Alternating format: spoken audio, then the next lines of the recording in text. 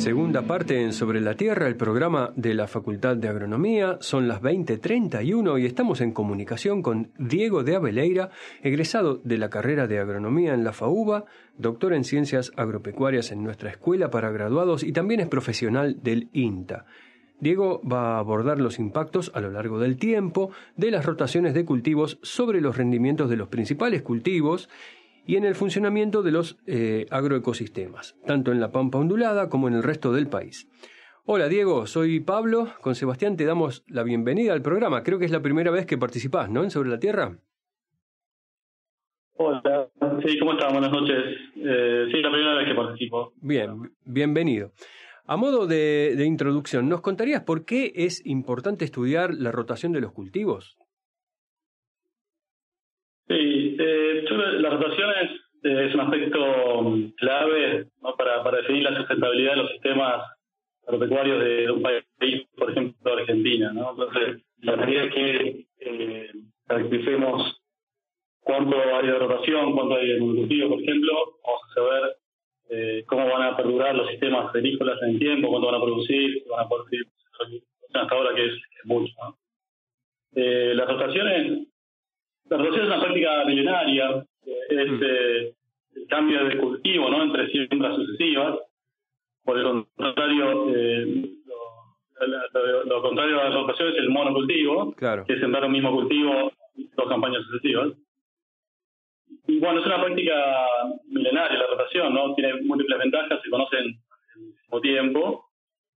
Entre otras, por ejemplo, uno puede evitar la incidencia de plagas, de enfermedades, de malezas, solamente cambiando el cultivo, ¿no?, donde cambia el crecimiento, por ejemplo, ¿no? Tanto el cultivo de verano, después uno de invierno, o de diferentes fechas de siembra, va a cambiar la incidencia de las diferentes malezas, de plagas. A su vez pueden aportar diferentemente carbono y compensar la falta de aportes de un cultivo sobre otro. Bueno, en definitiva son múltiples las ventajas, sin embargo no siempre se aplica, ¿no? Suele hablar que hay monocultivo, ¿no? Particularmente en Argentina se habla bastante que hay monocultivo de soja en varias regiones, pero sin embargo no, hasta hace poco tiempo no había información objetiva como para caracterizar la incidencia del monocultivo de la rotación en la Argentina. Bien, perfecto. Y ahí entra un poco tu trabajo de doctorado, ¿no? ¿Nos puedes contar el objetivo de tu estudio y qué herramientas usaste? Claro, sí. Mi doctorado está basado en caracterizar las rotaciones, ¿no? Por un lado, generar información, ¿no?, que hasta los últimos años era muy escasa, ¿no?, que la requerida para realmente hacer una caracterización objetiva de las rotaciones, ¿no? La rotación ocurre a nivel de lote, ¿no? Entonces uno quiere saber cuáles son las rotaciones en una región, un sitio piloto, por ejemplo, donde hice una parte de mis estudios, o a nivel nacional, uno tiene que caracterizar todos los lotes, por ejemplo, de esa región o del país, y luego ver en los años sucesivos, campañas sucesivas, qué cultivos va habiendo, ¿no? Entonces, es información muy detallada a nivel espacial, ¿no?, a nivel de lote, también que se repite en el tiempo de forma continua, ¿no? Información que no existía hasta hace algunos años. Entonces, el primer objetivo era generar información para caracterizar las rotaciones, ¿no? O en realidad caracterizar secuencias de cultivo, que sería qué cultivo es sembrado después de otro, ¿no? A partir de esas secuencias, generar índices que describan las rotaciones. ¿Y eso vos podías darte cuenta mirándolo a través de satélites, a nivel de lote, qué cultivo estaba sembrado en ese momento o creciendo? Claro, sí, se usa herramientas satelitales, ¿no?, que algunas, como por ejemplo las Landsat o Sentinel-2, tienen bastante alta resolución, tienen un píxel, ¿no? Podemos ver una imagen con un píxel de 30 metros o la Sentinel-2 de 5 metros, entonces eso permite caracterizar bien a nivel espacial, ¿no?, lo que son los lotes, en Argentina, por ejemplo, con el tamaño de lotes de Argentina, y a su vez, en el tiempo también hay las imágenes se vuelven a capturar con satélites varias veces en el año, ¿no? Entonces uno tiene información repetida en el tiempo, espacialmente distribuida, ¿no?, a nivel regional o nacional, y con alta resolución. Entonces, eso no es fácil, pero eso da la posibilidad de caracterizar los cultivos y hacer mapas de cultivos de una campaña. Uh-huh. Y posteriormente, bueno, si uno hace eso, varias campañas consecutivas, puede generar mapas de secuencias de cultivos. Claro. Y a partir de eso generar índices, ¿no? A partir de esa secuencia, por ejemplo, de cuál es el grado de rotación, el grado de monocultivo en una región o en el país.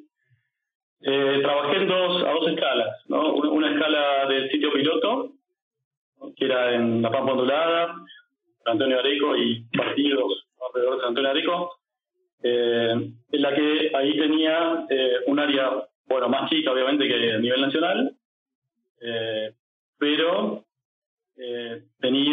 fui generando mapas durante más tiempo. Empezamos ahí en 2010, ¿no? A partir de una red de seguimiento satelital de la agricultura a nivel global, que es la red SICAM. Ahí trabajamos, bueno, con Diego Verón, otra gente también que está en la facultad, desde el INTA, ¿no? Tenemos ahí un sitio de validación. Y también trabajamos a nivel nacional, ¿no? A partir de también algo del INTA, que fue Mapa Nacional de Cultivos, que se empezó a generar recién a partir de 2018. Entonces, al momento de analizar mi tesis, tenía solamente 3 campañas, ¿no? A nivel nacional, o al menos en las principales regiones agrícolas de Argentina. Bien, suena increíble, muy complejo tu estudio. ¿Nos puedes contar un poquito sobre los resultados? ¿Qué te gustaría destacar? Sí, a nivel sitio piloto, lo primero que encontré fue que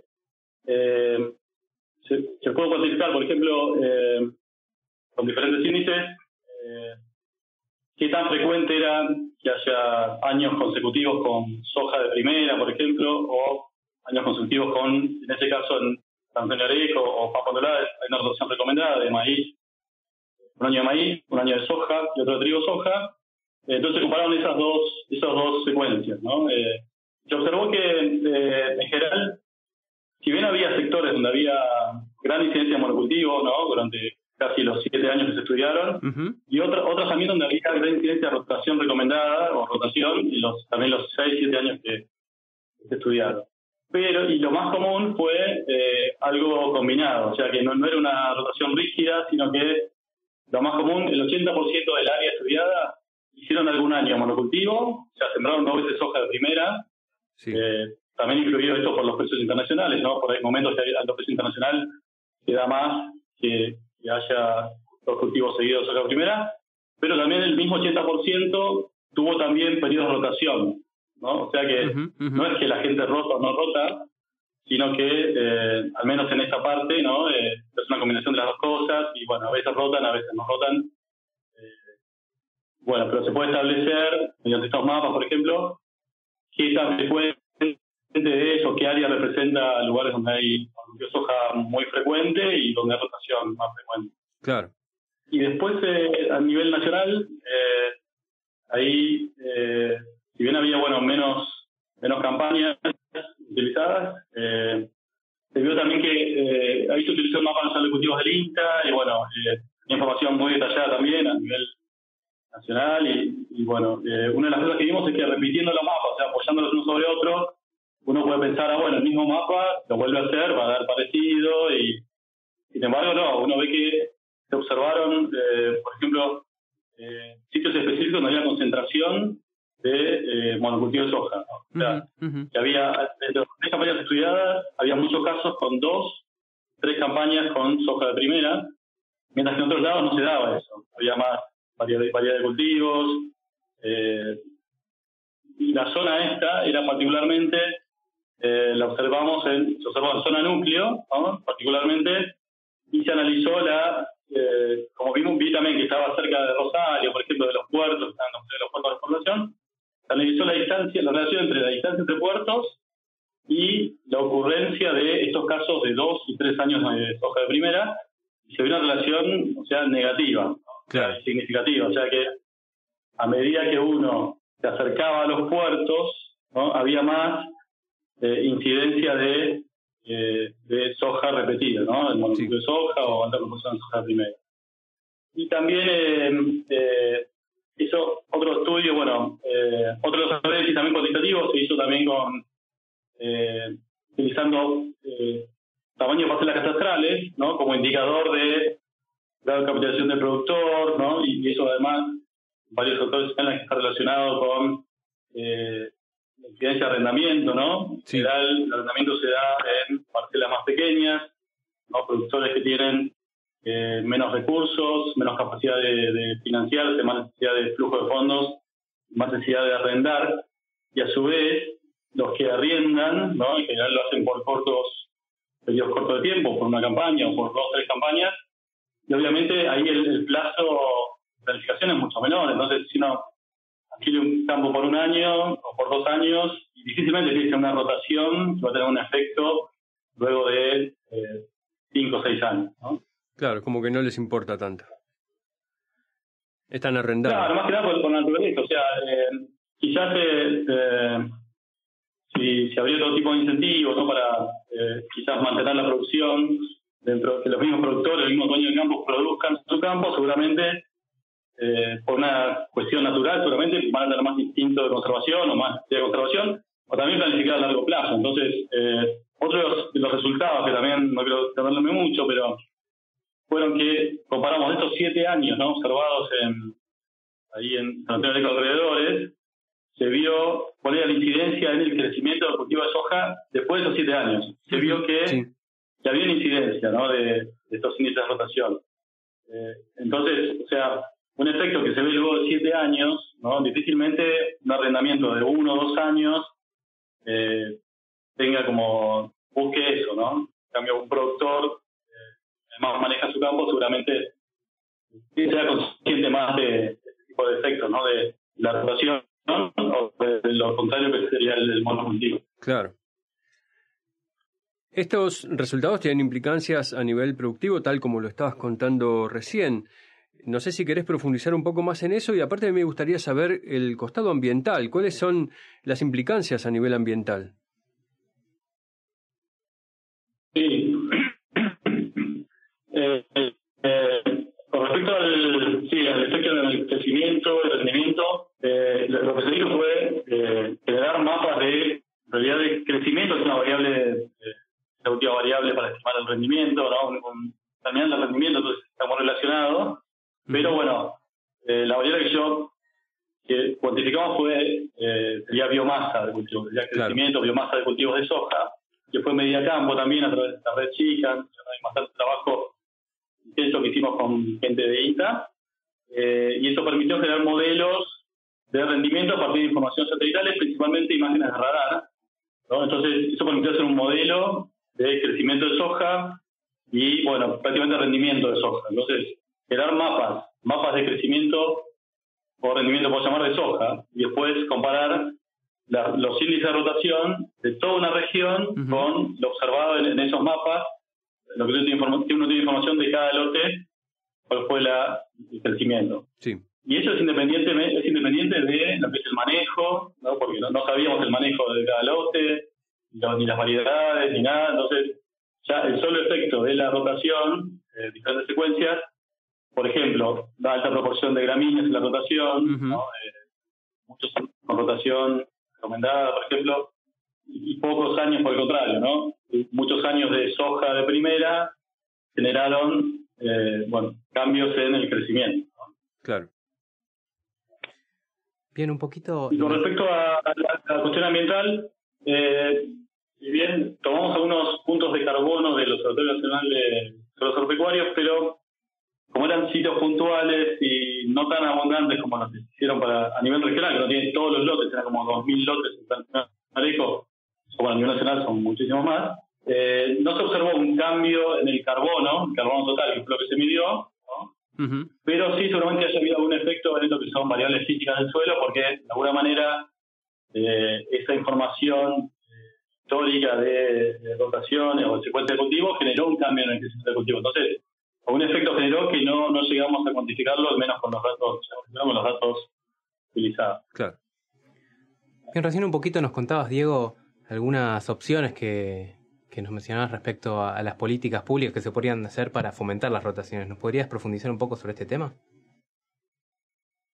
Sí. En primer lugar, me parece que una política de generación de datos, la distribución de cultivos, que es este caso, ¿no? Así detallados y repetidos en el tiempo, permite, por ejemplo, ver cómo se está produciendo en Argentina. Entonces, cómo es la agricultura.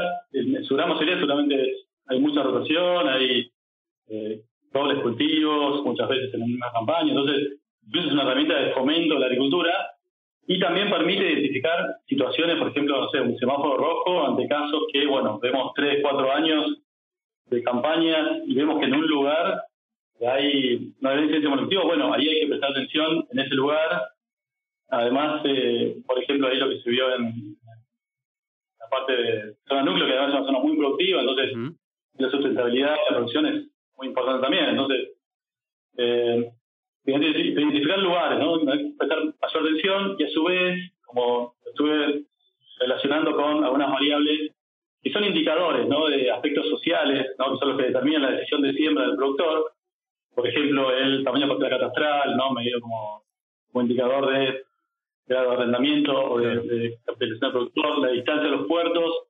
Eso genera un menor costo de flete, ¿no? Entonces, que a su vez en campos arrendados que tienen menor margen bruto, la incidencia de un costo es mucho mayor, entonces conviene mucho más si uno arrenda cerca de los puertos, tener menos costo, tener más margen bruto. Entonces, sobre esos aspectos se puede trabajar, ¿no? Sobre, por ejemplo, ver que fomentar la rotación más allá del tipo de tenencia de la tierra, ¿no? Que se llaman, por ejemplo, excepciones impositivas a lo que rote y que eso favorezca tanto al que arrienda como al que es propietario de la tierra.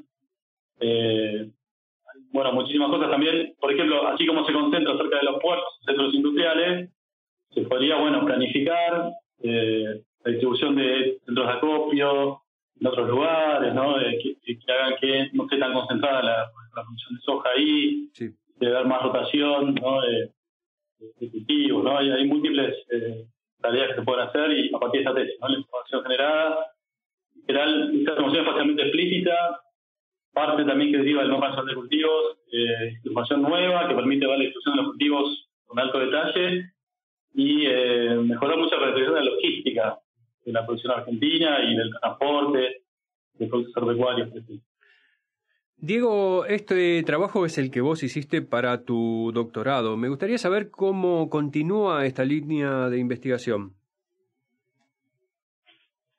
Sí, todavía estoy escribiendo un manuscrito relacionado a este doctorado y desde el INTA estamos luchando, ¿no? para que continúe el Mapa Nacional de Cultivos, ¿no? Vamos ya por la quinta campaña, ¿no? Yo para esta tesis usé 3 campañas, ahora para el manuscrito estoy usando 4 y estamos generando la quinta campaña, porque fue difícil también por la sequía, pero empieza a ser difícil conseguir fondos para sostener lo que requiere generar un mapa de cultivos, que si bien decía es posible con medios satelitales, requiere tomar mucha información de campo, ¿no? Hacer recorridas, 2 veces en una campaña, en todas las regiones de Argentina. Eso lo hacemos desde, por ejemplo, de Bahía Blanca hasta Tartagal, de San Luis hasta Corrientes. Entonces, tomar información que es muy útil para el país también, pero generar esa información de forma continua es un desafío. También nos está costando conseguir una extensión.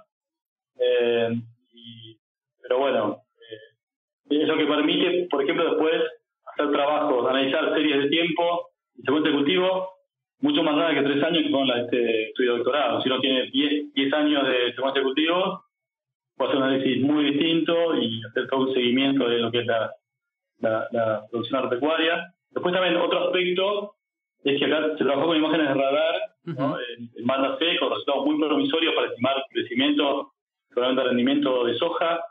Hizo en el marco de la misión SOCOM, ¿no? Que es un satélite argentino, ¿no? Que seguramente lo conozcan y muy valoroso, muy valorable que haya un satélite argentino, es banda L. También hay que trabajar, me parece, mucho en eso, en caracterizar los cultivos a través de estas imágenes, que pueden ser muy útiles.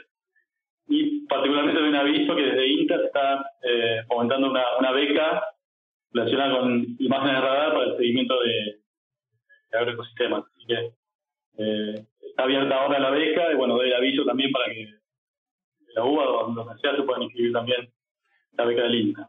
Perfecto, ya está anunciada entonces. Diego, Bueno, gracias. tenemos que ir cerrando la entrevista. Te felicitamos por tu trabajo, que es, la verdad, gigante. Has hecho un trabajo increíble y nos encantaron tus resultados. Quedamos en contacto para futuras investigaciones.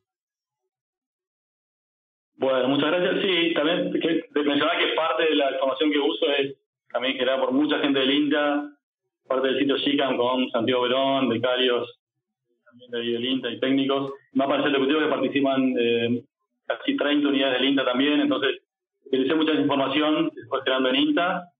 Y bueno, también agradecer a ellos la información que se está generando. Bueno, muchas gracias por... Entonces, te mandamos un abrazo.